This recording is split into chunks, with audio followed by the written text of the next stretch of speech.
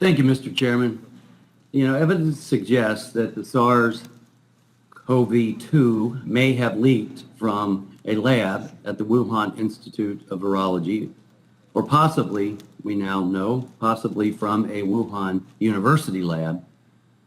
And we must not let up in our efforts to uncover the truth. So much damage has been done, it's immeasurable.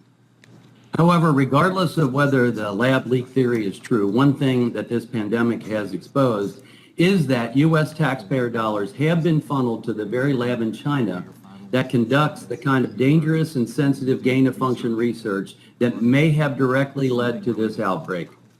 For those who don't know, gain-of-function experiments are designed to supercharge a pathogen like a virus and make it more dangerous to humans and potentially more deadly. Advocates in favor of this kind of research say it aims to improve understanding of disease-causing agents and their potential to cause pandemics. However, despite the potential benefits we might possibly gain from it, gain-of-function research can pose enormous risks to biosecurity and biosafety and humanity when conducted without the proper safety precautions. Last week, The Intercept reported that it had obtained more than 900 pages of NIH documents outlining collaboration between the EcoHealth Alliance, a U.S.-based nonprofit, and the Wuhan Institute of Virology. The documents appear to show several examples of the U.S. supporting gain-of-function research in China. It's outrageous, actually. It's incomprehensible to think that we may have funded this type of dangerous research conducted by one of our greatest adversaries. Congress needs to ensure that American taxpayer dollars are never again used to fund this grave and potentially devastating research to continue in uncontrolled environments.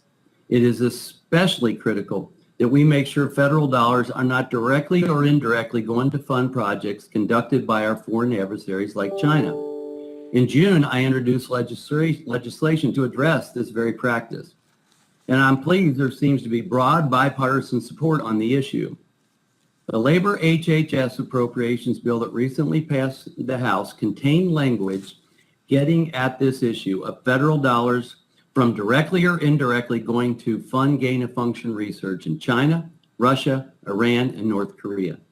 Every Democrat in the House voted for this bill. Unfortunately, because it was an appropriations bill, the corresponding penalty in my bill that would ensure compliance with this provision could not be included. That's why I'm offering this amendment today, to give those provisions some teeth. My amendment would simply remove tax-exempt status for 5 years for any entity the Secretary of Treasury finds to have used federal funds to support sensitive gain-of-function research in adversarial nations like China, which would include the nonprofit EcoHealth Alliance. Mr. Chairman, I'd like to submit for the record Monday's Wall Street Journal editorial outlining why Congress must continue to work to get to the bottom of COVID-19's origins, as well as focused efforts of funding gain-of-function research. All right, so ordered. Would the gentleman yield? Yes, sir. Was that the editorial that was critical of me? I don't want to be too helpful to you, but I will insert it in the record. Well, thank you. We'll talk about that offline, sir. It's entered into the record.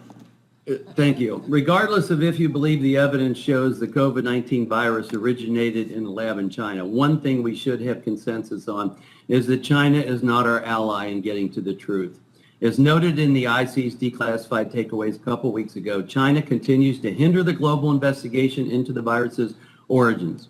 And none of us should be naive enough to believe that geopolitical adversaries like China will ever be transparent with the United States regarding sensitive and potentially dangerous research of any kind.